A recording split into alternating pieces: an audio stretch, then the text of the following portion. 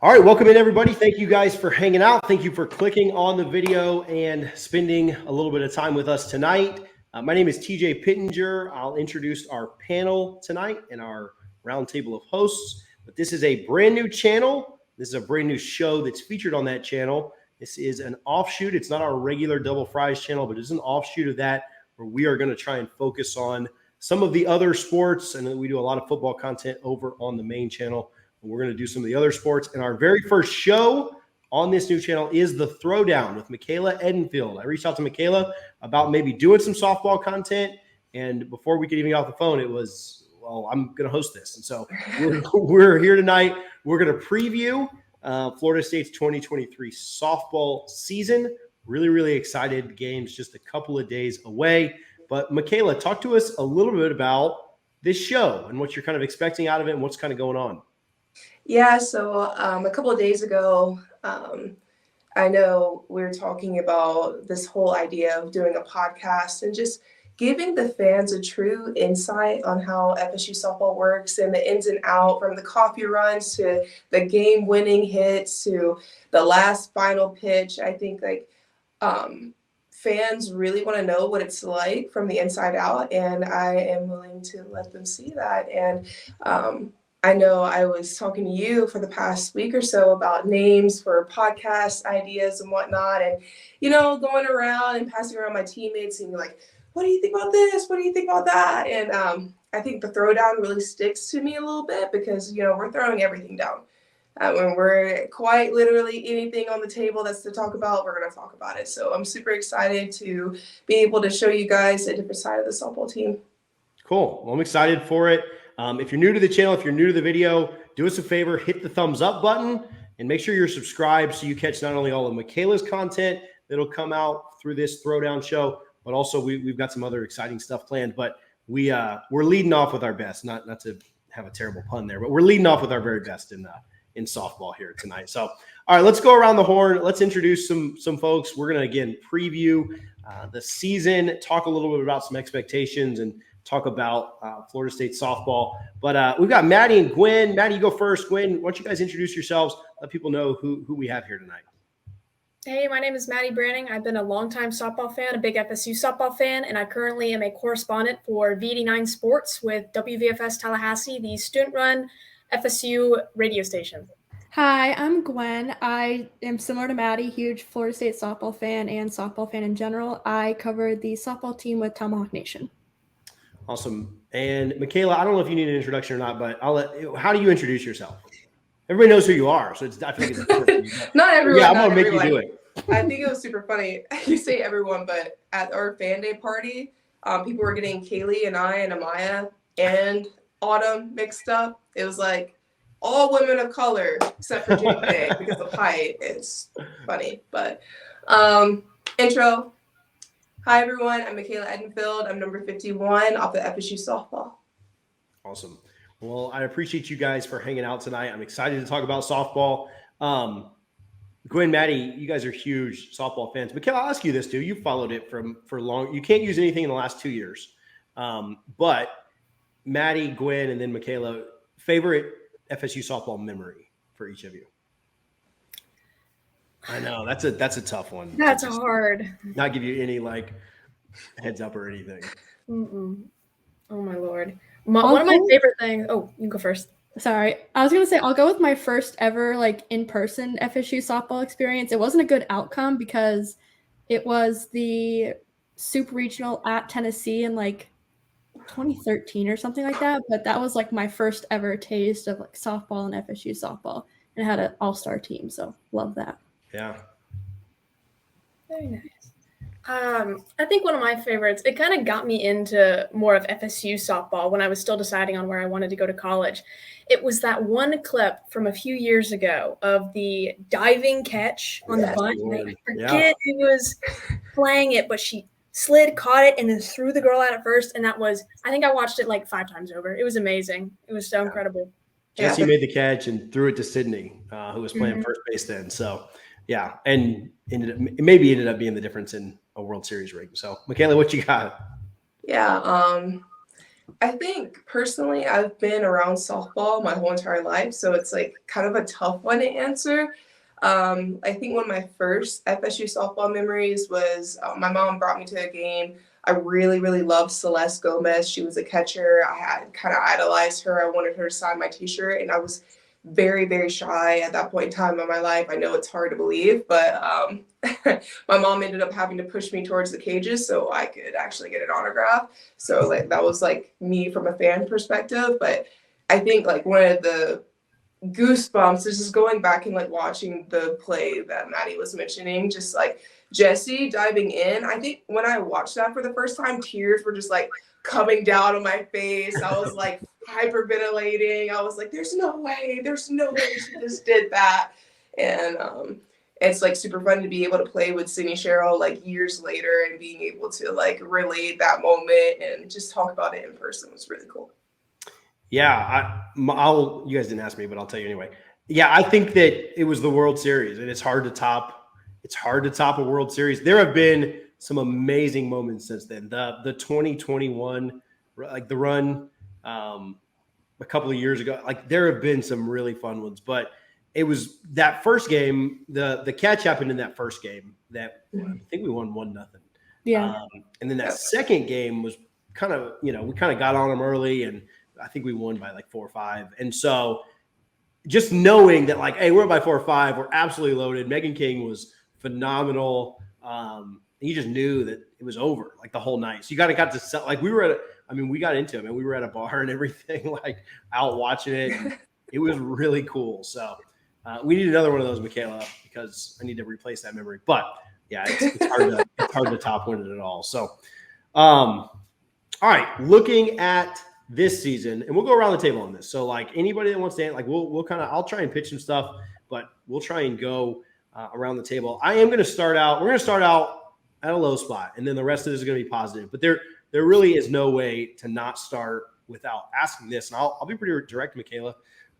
We've talked since then several times, but how much does last year stick in your mind? And the way I was talking with somebody about it today, and just the way that actually my buddy Chirag over at Made Equal Clothing, and just the way that it ended very abruptly and very unexpected. How much does that play into your mind? How much do it certainly shouldn't dominate your thoughts, but how much do you think about that? How much does that motivate you? And what are your thoughts on just rebounding from the way that last season ended? Right. I think it was definitely something as a team coming back. We definitely had to start off the beginning of our fall. We had a whole conversation with Dr. Tom, and we watched like an edited version of both games of every moment. And we all just sat there in silence. And I remember going through, and we laugh about it now, but we're just letting go the trauma piece, because for a lot of us, that moment was just, you train yourself every day to be able to be number 2 in the nation, host regionals. You're looking on to the next game, and then the next thing you know is like you've got too many people concerned about losing rather than winning. And I think just being able to go through that has built me as a person and a teammate, and just really focusing on the small details this coming up season and not sweeping things underneath the rug. I think a lot of people talk about it, especially on Twitter. I would see occasional comments here and there about just like, man, like they're winning, but like they're getting away with some boo-boo errors and whatnot. And I don't really think we addressed it like teammate to teammate. Of course, the coaches were addressing it, but personally, I think the more we get after each other this year, the better we will be from the get-go. And we've got a lot of returners, like you have mentioned before. So I think all of us are setting the standard, and we've got an amazing freshman class this year that's been nothing but following the lead. So really appreciative for them just stepping up and wanting to listen and learn, and then us being able to give them the experience and know what it takes to get back where we want to be. Yeah. I'll follow up with you here, and then I'll kind of toss it to Maddy and Gwyn. But where do you, kind of leading right into that, where do you feel like the team is right now? How I don't want to ask you to speak for everybody, but we're a couple of days away from the season. It is going to be a long hopefully 4 or 5 month grind. Where do you kind of see what do you think the vibe of the team is right now? And where do you kind of feel like everybody is in this moment? For sure. Like, just realistically speaking here, I think there's two different types of softball players right now where number one, like, man, I feel like I'm in a really good spot right now. Like, I've trained, I feel really good, but is it going to happen on day one? Then you have your people that are like, man, I don't really feel too confident right now. I don't know where it's happening. I don't know where it's going to come from. Panic. And again, is it going to happen on day one? And I think like us already like facing that piece. We just had our player meetings today with coaches. Like, I mean, we were in our conference room and we had every person hands on deck, and just being able to talk to the coaches about like how we're feeling and our expectations and our roles for the season. And I think they've always been so understanding, and just being able to hash that out like on a Monday before like the during game week, I think was just a smart idea, but I think the team as a whole, like just practice-wise, I think we're in a really, really good spot.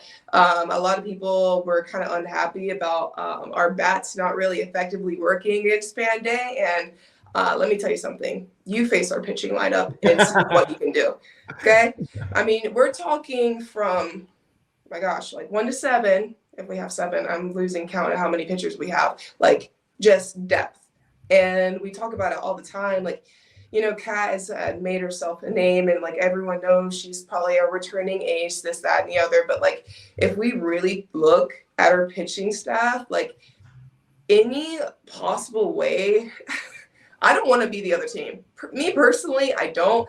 That's a really, really hard combination. I mean, you're coming from Catherine's drop ball to Allie Dubois' changeup, which is legendary amongst the team, and super excited to see that play against the other teams. And now we got like Allison Royalty, the ASU transfer. Looking forward to see how she's going to compete. She's definitely like really, really fiery on the mound, and I love seeing that. So we're going to take her, and then we've got our super new freshman, Kenny, our new left-handed pitcher. And I know everyone's like, left-handed pitcher, like so excited because, the last time we had a lefty was Megan. So being able to utilize a bunch of different skills as a pitching staff is going to be key for this year. And I think overall just longevity, like it won't just be like one person you're seeing. You're going to get 1, 2, and 3, and there's not going to be much time to adjust as a hitting lineup. Like that's going to be really, really hard. I'm super excited to see what they're going to do out there.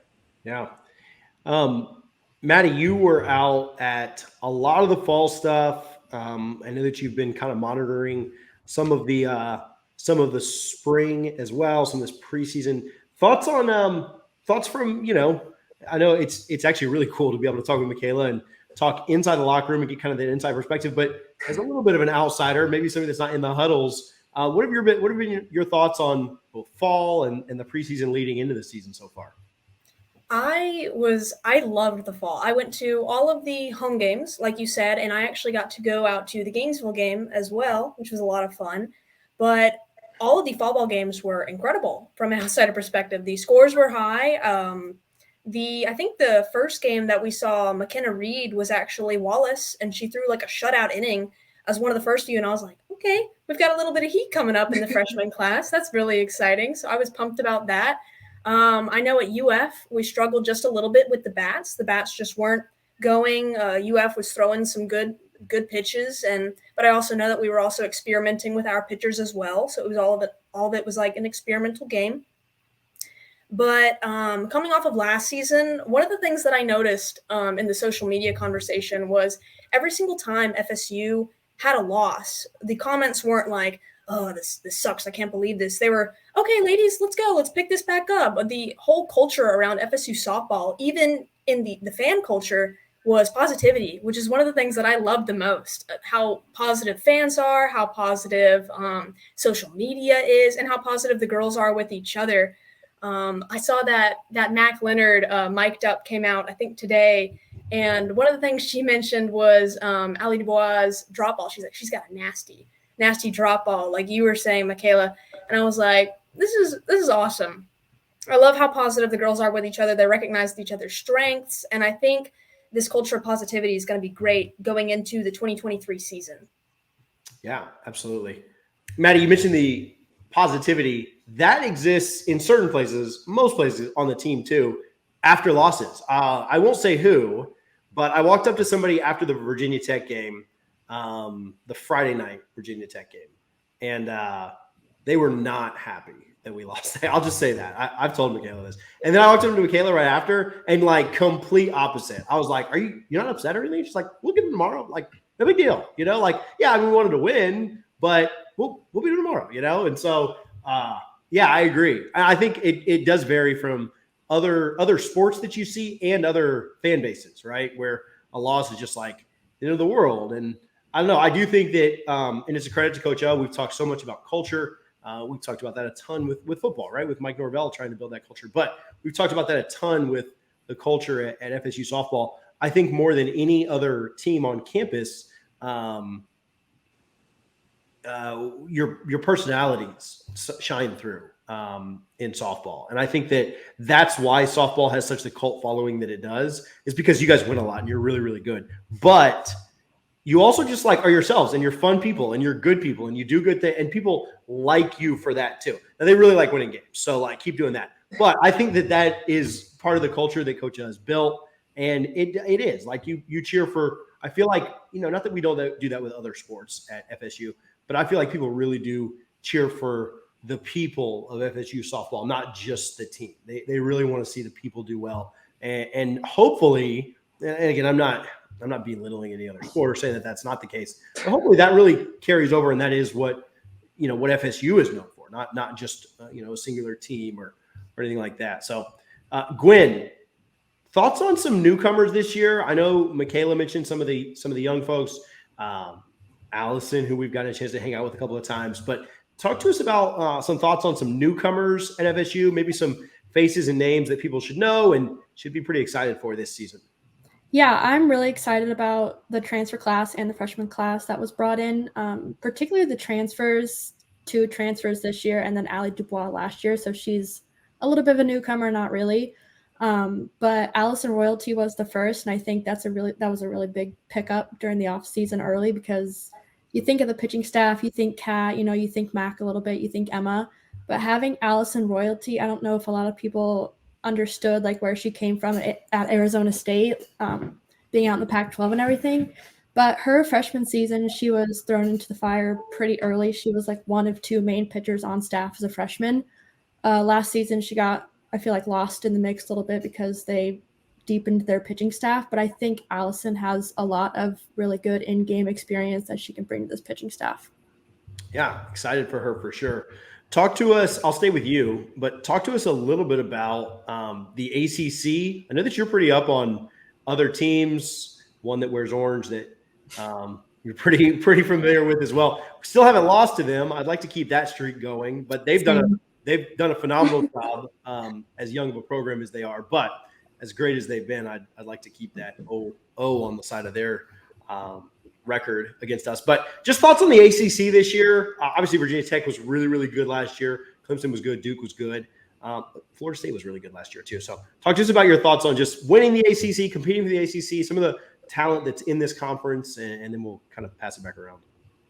Yeah, I think the ACC is going to stick as it always was, as a pitching conference. They're like all the good teams that you mentioned, Duke and Clemson and Virginia Tech, they all returned really great pitchers. And I think for the ACC as a whole, it's like, how do you handle the pitchers that you're facing? And I think each team, including us, is building a really good offense around that so they can combat the pitches that they have to face. Yeah. We talked with Coacha the last time that she was on, and last year obviously we did win the ACC, but the year before we lost the ACC and then made it all the way to the World Series final series. But fans think that because you do something a lot that you should just always do it, and then it's no longer hard to do it. We talked with Coach Niles about that. I think they've won, beach volleyball has won either 5 or 6 conference championships in a row. And, there was a run where Florida State football won conference championship. And just because you do it a lot doesn't make it easy. Michaela, I know that, the ACC is not the end goal, but it is one of the goals to help you get there. Thoughts on just winning the ACC and that really being the first step of of a lot of steps that need to be taken this year. Yeah, like coming into Florida State as a freshman, you get a bunch of pieces of papers on how the culture works. And we talk about our mission statement as a student athlete and just a softball player at FSU. And one of the first things you'll notice is like win the ACC. And that's ACC regular season. That's when the ACC title, and then it just builds on from there. But I think we always take really good pride of like setting the standard. And I feel like a bunch of other teams in the ACC has kind of followed and being able to accumulate their own version of a culture. And it's really, really exciting to see like how much the ACC has grown in softball and how it's continuing to get better and better. And I think in the past growing up, it was always the SEC. It was always Pac whatever, but like it's really nice to have a name out there and for people to acknowledge the ACC to be like a true competitor now. I mean, you've got 3 teams in the top 25, if I'm correct. So, you know, it's really, really impressive to see. And like we're playing them both at their house, and I can't tell you how excited I am. So excited. But like I said, back to the mission statement, like just competing one game at a time and winning regular seasons definitely first, and then of course the tournament comes second, and that's to win it. So yeah. Maddy, I'll go to you. Ask Gwyn about some newcomers, some folks that maybe fans weren't as familiar with. I know you could probably list about 20 because of how veteran laden this team is, so I won't ask you to do all 20 of them, but maybe just a player that you're really excited about seeing them take a big step this year. You just kind of would expect them to, you know, maybe the country doesn't know about them just yet. Florida State fans may, but this is somebody that's going to be on the scene this year, and folks are going to know who it is. That could be a tough one too. I'm giving you all the tough questions. That's all right. That's all right. Can I talk about veterans or freshmen? Veteran, yeah, somebody coming back. Veterans, okay. I mean, everybody knows about Kaylee Mudge. I think Kaylee Mudge is one of the players that I follow the most. She did really well in 2019. I believe she broke one of the records set by, I believe it was Jessie Warren in the Women's College World Series. And after that, I was just avid follower of her. And I know she's still a very like top-rated player, but I'm excited to see what she does this year. She kind of had a little downward slope in her hitting last year, but her fielding was still top tier. So I'm excited to see her out there. Another one I'm excited to see, I would say, Janai Kerr. I know she got redshirted her freshman year, but I was really, really impressed with her. And I think she had the winning hit against Florida in last year's home game. And I was, oh my goodness, I was so impressed. She did amazing last year. So I really, really want to see more of Janai Kerr. I tweeted this out the other day, but the two teams, Florida and Florida State, had split their last either 10 or 12 matchups before Kerr's walk-off. And that was the first season sweep in over half a decade. So shout out to Janai, because it's always good to – and Michaela was talking about going on the road and beating other people. There is Gainesville is about an hour and a half from me. So there is nothing better than winning in Gainesville. I'm excited for that. Gwyn, do you have a veteran or returner that I won't let you steal Kaylee or Janai, but somebody that you're excited that they're back this year and think that they could really make a pretty big name nationally? Janai was definitely on the top of my list. But I think Hallie Waycaser is probably one of mine. We know she has power. We saw that last season. And if she fits into a starting spot in the lineup, I definitely think she can bring the power that the team will need. Yeah.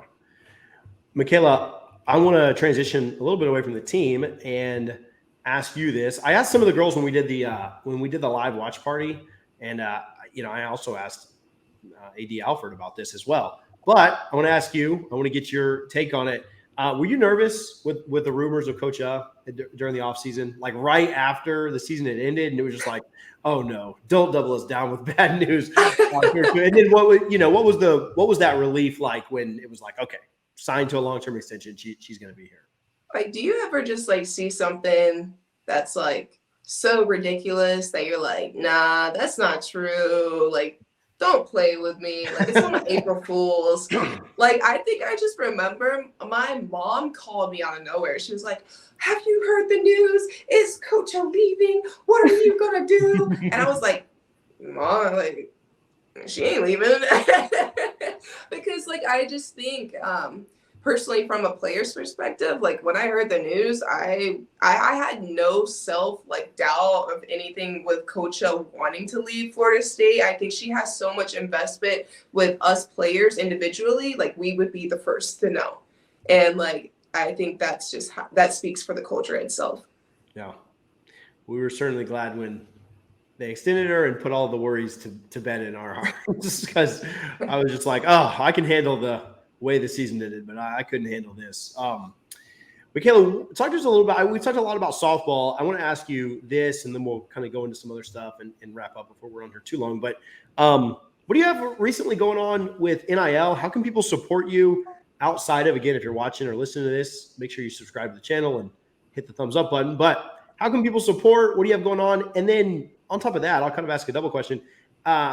Is it hard to balance all the NIL stuff and keeping, as people say, the main thing, softball, school, stuff like that too? Is it adding just another layer of, a college athlete having to juggle one more thing? Right. So first I'm going to answer your second question, because that will help me lead into the first. Talking about juggle and time management piece, like I've played travel volleyball, travel softball, high school volleyball, high school softball, like within all of those 4 years. And I was doing a lot of moving with very little time and still a lot of school. And I think I'm pretty grateful for that point in time. I was serious about both sports, didn't really know what the path was going to be like, wanted to play softball because softball was my first love, but volleyball was also fun too. And I was just trying to figure that chaotic mess out. But glad I'm here, and I'm super glad that NIL is now a thing. I like to make NIL, like anything NIL related is something that I can use or correlate to my everyday life, or something that I love to do. Like the whole ordeal of like, you never work a day if you love your work, or something like that. I don't know the exact quote. You can fix me on that, but but it's very true. Like a bunch of the stuff I have posted out is something to do with what I stand for value-wise. I have my thing with Made Equal. Clearly, I am a woman of color, and I think like I grew up in a really, really small town, so I'm able to relate my story to a lot of other younger girls, and just being able to pave a way and shine out on my story has been a big one for me. And then just like talking about the health benefits, I just really want to make sure like I'm building myself up to be the best softball player for Florida State softball, and that goes on to the health side. I got a couple of NIL deals with like smoothie brands and whatnot. I just got ambassadorship with Thorne supplements. Like we're talking about like the very, very small things, I guess you could say, but you talk to my dietitian, she would say otherwise. But those balance like, out the Guthrie really, deals.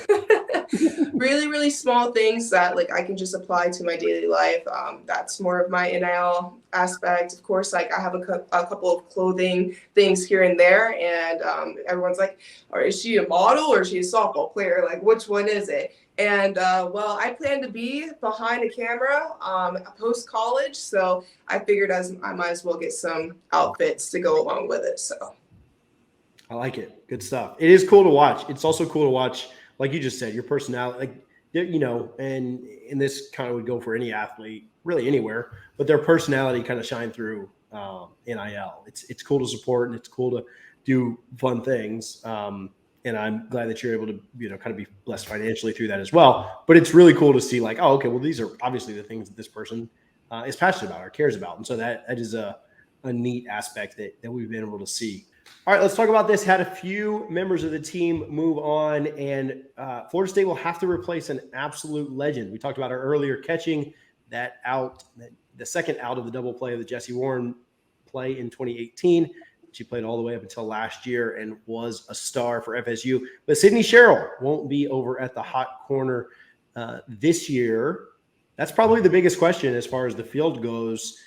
Michaela, Maddy, Gwyn, who's playing over there? Michaela, I don't know what you're allowed to say, what you're not allowed to say, but let's roll with it. Let's get some predictions and see who you guys think should play. Will they kind of platoon that, or what's going on? Should Michaela go last because she's in the know? She can go last. Yeah. I mean, yeah, Maddy, you go first. Okay.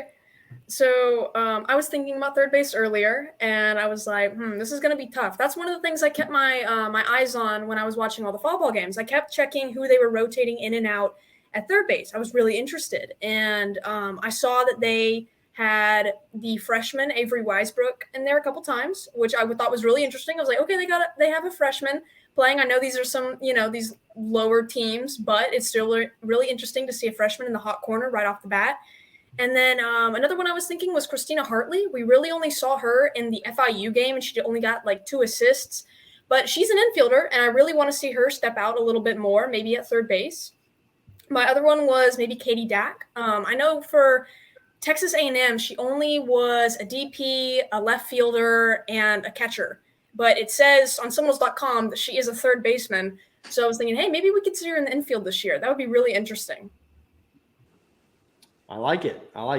So who's your so Maddy, before we go to Gwyn, who are you putting there game one? Who are you putting there Thursday night?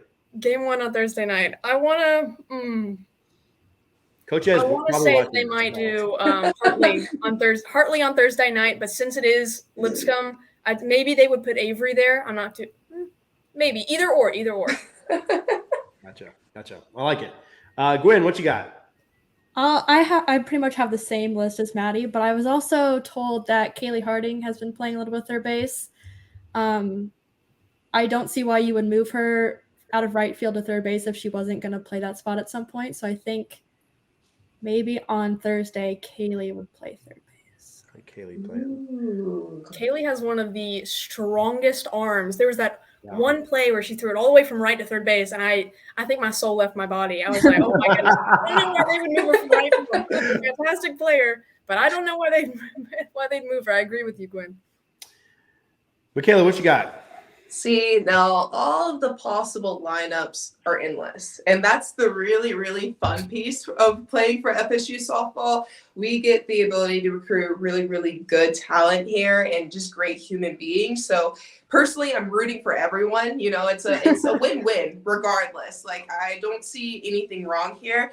Like Gwyn mentioned, like, if Kaylee takes third, do we see Holly Waycaser over in right? If we see Avery Weisbrook at third, like, where's the bat rotation? Like, is a freshman going to step up this year? I mean, regardless of me being a redshirt or not, but I caught a lot of games last year, and that was basically my first year of season playing wise. So, like, I'm really looking forward to someone younger stepping up and just like being able to toe the line, I guess you could say. I'm always rooting for the underdog, rooting for someone that doesn't have their name known out there and someone to make some spotlight over there. And I'm definitely I'm a huge fan of Christina Hartley. Like, she's a huge, huge heartbeat, part of this team. She's Catherine's best friend. The girl is nothing but go juice. So any way you put it on the field, it's going to be good no matter what. And I'm just really excited to see what the coaches are going to do. Like I said, I don't know the lineup. I just show up, put on the uniform, and figure it out. So I'm just really looking forward, like I said, really wanting to see a new name pop up. Want it for the team, want it for whoever it is. But there's definitely a lot of different ways that this could go. And I think that's one of our best points now is just being so versatile. I talked about our pitching staff, we've got plenty of people that could fill in that spot at any given time. Yeah. I think that versatility and kind of flexibility that Coacha has and the team has always been really impressive. And that was kind of my thought too, based on what you may need offensively, based on what your matchup is. I'd imagine that changes. And I will say Coacha gets it right way more than she gets it wrong. No coach is perfect. No coach is going to make a perfect decision every single time. But, we don't have to go into every single one of them. But there were certainly times last year that our fan base thought that Coacha should have made different, whether they be pitching changes or starters or this, that, and the other. And most of the time it worked out the way that Coach thought it should. So I'm excited to see it too. I'm not giving a guess, though. I don't know who it is, but I've just talked to too many people that I just feel I have no idea. So I'll ride with one of you guys when you're right on Thursday afternoon. Let's do this, and then let's get some closing thoughts, and we'll wrap up here. Is there a series? We'll start with Michaela this time. We'll go the other way around the horn. But is there a series you're looking to regular season? I cheated. I was going to cheat and say the final in Oklahoma City. But outside of that, the ACC tournament or anything like that. Is there a series you're looking forward to the most this year? Michaela, you're up first. Yeah, for sure. I'm looking forward to every game series. Of course, it's one game at a time, one pitch at a time. But I would be lying if I say I wasn't looking forward to the Virginia Tech or the Clemson. I think Virginia Tech, personally, for me, I mean, that's just a really good team, really sound team. I'm looking forward to see Limley again. She's a really, really talented pitcher. And I think, like, as a returner, like, we kind of got slammed in the face a couple times during our series against them last year at home. And I love playing away. One thing about me, don't get me wrong, I love playing on our field, but I do enjoy a good away series. And I'm looking forward to the games at Virginia Tech, just a different field, different scenery. And I would love to give a good whooping at their place.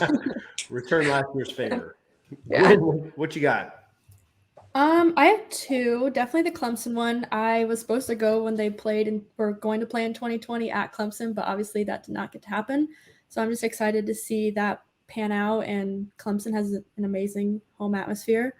Also, the two series, I guess is a double answer, but the two in Oklahoma, I'm really excited for that. I'm hoping, fingers crossed, to go out there for that series, but those are the ones I'm excited for. Yeah, 3 against Oklahoma State. That was a heck of a fun series last year. And then a game at Oklahoma on the Tuesday after that, which is pretty much like playing OKC anyway. So, I mean, you guys should be ready to do that. I mean, you know, I think we'll be fine. So, Maddy, you got a series you're looking forward to? I feel like everybody stole my answers. I was going to say the Oklahoma State series for sure. I was super excited when I saw that one on the schedule, and then finishing it up with Oklahoma. I texted my mom as soon as I saw that. I was like, look who they're playing. I was so excited. That and also Virginia Tech, because of the series, how that went last year. I really want to see a comeback. I want to see us crush them. But those are the two for me. I'll go with 2 as well. I live about an hour from Clearwater, so it's always really, really cool to get out there and see those games. I was talking to Michaela today. I think I'm going to bring my daughter out to the Arkansas game on Friday, and then we'll see if we can make that UCLA game on Saturday morning as well. So yeah, really excited for that. And then I really hate UF. So I know that's a broken up series, but yeah, that one means a ton to me. So yeah, I want to win a lot of games this year, but I certainly want to beat them. So, all right, cool. Well, this has been fun. We're going to really for those watching, for those listening, we're really going to let Michaela kind of run with this. Really kind of wanted to just do a panel to preview the season and intro the show. And it'll be a different format than this. Not every week's going to be like this podcast or, this kind of vibe. It'll be different from week to week. And what Michaela wants to do, she'll certainly do some interviews. She'll certainly, she's mentioned, kind of add her flair to it, her flavor to it. But if you enjoyed this, make sure that you do hit the subscribe button. Check out Michaela, obviously, on social media so you can support her NIL efforts there. But let's go around the horn one more time. Maddy, Gwyn, where can people follow you? Where can they find your work if they want to keep up with what's going on with FSU Softball? And then, Michaela, I'll let you finish it off to give one more plug for the show and where folks can follow you on social media. People can find me on Twitter at MEBranning, BRA, and an ING. I'm with V89 Sports, so I'll also show up on their Twitter or Instagram as well. It's just V89 Sports, but that's me. Yeah, on Twitter, I am at OKAYGWYN. I had it down here for a little bit. I can't point. I had it down here for a little bit. And also on TomahawkNation.com. Awesome. Perfect. And I'm really excited to get this show on the road, quite literally. The train is rolling and I'm on the way. Really excited again to show the fans just a more personal side of FSU softball. Just honestly, really thrilled. I mean, this is going to be something that's going to be a project it's going to have a really good source of entertainment for me personally. I know it's going to be something I'm going to enjoy to do week to week. And honestly, it's going to help kind of build my resume to see like what I want to do post college. So I'm kind of hoping to see like the benefits of both sides of it and just like really hoping that the Knoll fans would enjoy it. So stay tuned and follow me on my social medias. Awesome. Good stuff. Well, I appreciate you ladies for hanging out. We are jacked about Thursday. Michaela, I can't wait to follow along and watch the rest of this show. But thank you guys for hanging out. We'll talk to you guys soon. Go Knowles. Go Knowles. Go Knowles.